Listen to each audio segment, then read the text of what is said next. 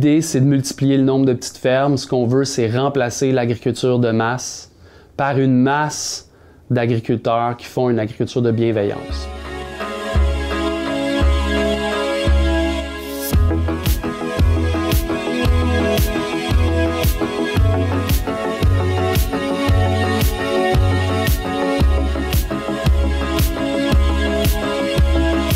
Quand on vient sur ma ferme, il y a deux choses que les gens sont absolument captivés totalement. Premièrement, la beauté de l'endroit. Donc, c'est un endroit où il y a un étang, des niches écologiques pour les couleuvres, pour les oiseaux. Il y a des légumes qui poussent sur chaque mètre carré. On a maximisé l'espace de production. Et c'est aussi très petit. C'est à peu près la grosseur d'un terrain de foot. Et on réussit, même si la ferme est sur une petite surface cultivée, donc moins d'1 hectare, on réussit à bien gagner notre vie. On génère jusqu'à 100 000 $ de revenus par hectare de légumes produits. Donc, c'est vraiment un modèle petit, mais très rentable, très performant.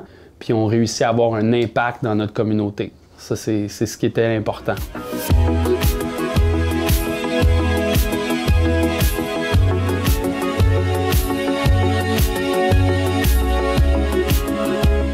L'élément qui fait que notre ferme fonctionne bien, c'est qu'on n'a pas de tracteur. Donc 1 hectare, 4 employés, plus de 200 personnes qu'on nourrit. Donc si on multiplie cette ferme-là par 10 000, ça serait comme une contribution à l'emploi importante, surtout si c'est des emplois en région, surtout si c'est des emplois intéressants. Tous les gens qui aujourd'hui sont dans un cubicule, sont dans une ville, souvent, pas tout le temps, mais souvent c'est des emplois qui sont peu intéressants pour eux.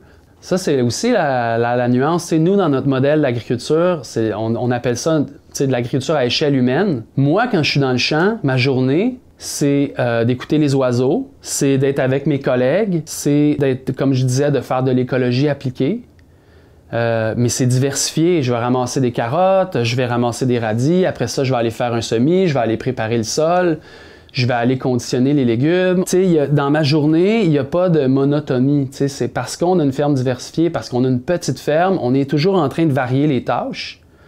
Puis d'aller aussi vendre nos légumes directement avec des gens qui viennent nous remercier, qui nous disent « Merci pour la salade, merci pour les belles carottes, merci pour le beau travail ». Donc tout ça dans une journée, dans une semaine, fait en sorte que moi, je trouve que mon métier, il est coloré, il est dynamique, il est agréable, même si c'est difficile. Même si on travaille dur.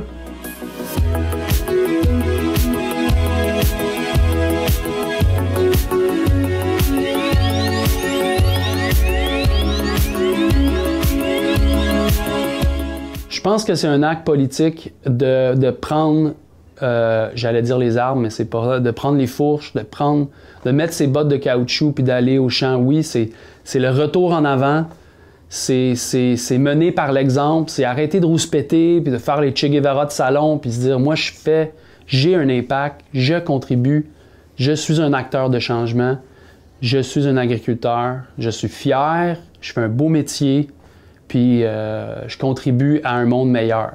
Puis ça, je pense que c'est important. Puis c'est ça le message qu'il faut donner pour que des jeunes s'y intéressent, pour que des gens fassent le pas, qu'ils deviennent des révolutionnaires agricoles. Donc, on est rendu là aujourd'hui, puis il faut que ça s'accélère.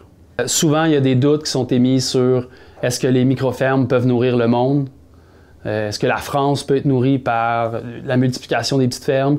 3 choses. Premièrement, déjà aujourd'hui, dans le monde, c'est les fermes familiales qui nourrissent la planète. Tous les rapports de l'ONU le disent. Donc, c'est comme un mythe que c'est la grosse agriculture industrielle qui nourrit le monde. Deuxièmement, c'est une fausse question. On s'en fout de nourrir le monde. Ce qu'on veut, c'est nourrir la communauté. Ce qu'on veut, c'est nourrir le restaurant du coin.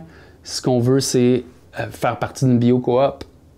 Donc, il faut arrêter de voir trop large. C'est une ferme à la fois. C'est une communauté à la fois. Puis troisièmement, le modèle aujourd'hui, c'est un cul-de-sac. Donc, il faut essayer autre chose. Mais ce qui est beau, c'est ce qui me porte dans mon travail, dans mon message, c'est que notre modèle de micro-ferme se multiplie à une vitesse quand même intéressante. Les gens appliquent les méthodes, appliquent les techniques, appliquent les idées dans un modèle qui permet à plusieurs personnes d'avoir une ferme. C'est ça qui est beau. C'est qu'on peut s'établir sans avoir un parc de machinerie, on peut s'établir sans avoir 50 hectares, on peut louer une terre, on peut faire l'agriculture en ville. Quand on travaille avec des outils manuels, c'est ça qui permet finalement de rendre le métier accessible. Puis ce que je prédis, c'est que dans un avenir proche, il va y avoir ce qu'on appelle le tipping point, où est-ce que les anciens agriculteurs agrochimiques veulent prendre leur retraite, personne ne veut prendre la relève d'une ferme qui pollue, d'une ferme porcine qui est finalement pas très intéressante à administrer ni à gérer. Donc, tous les jeunes qui veulent faire l'agriculture écologique, éventuellement, je pense que notre nombre va augmenter. Puis, quand il va y avoir le point de bascule, j'espère que là, les politiques puis nos élus vont favoriser ce modèle agricole-là. Ça, c'est ce que j'espère, c'est ce que je travaille pour. Puis, on a besoin des gens dans cette mission-là, tu sais.